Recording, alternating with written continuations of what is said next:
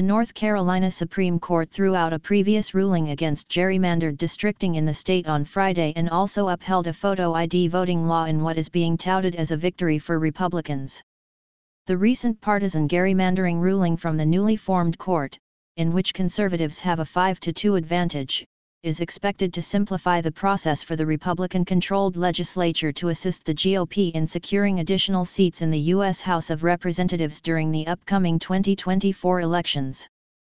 When the court leaned Democrat in December, it threw out a state Senate map from the Republican-led state legislature and maintained congressional boundaries that had been drawn up by trial judges.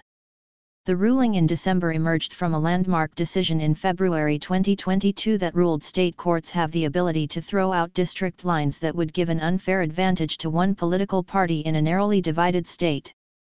The Republicans on the court pushed back against the ruling, arguing that congressional districting should only be under the purview of elected lawmakers.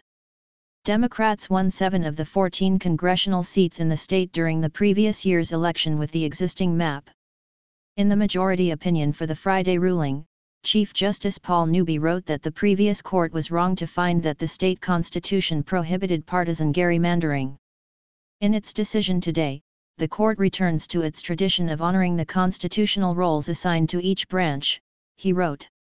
This case is not about partisan politics, but rather about realigning the proper roles of the judicial and legislative branches. The High Court also tossed out a trial court decision that restored voting rights to convicted felons who have not completed their probation or parole. The decisions handed down today by the NC Supreme Court have ensured that our Constitution and the will of the people of North Carolina are honored, House Speaker Tim Moore said in a press release Friday. Former U.S. Attorney General Eric Holder, who heads a Democrat group that was involved with supporting the state's redistricting case, blasted Friday's mapping decision as a function of political personnel and partisan opportunism from the GOP. History will not be kind to this court's majority, which will now forever be stained for irreparably harming the legitimacy and reputation of North Carolina's highest tribunal, Holder said.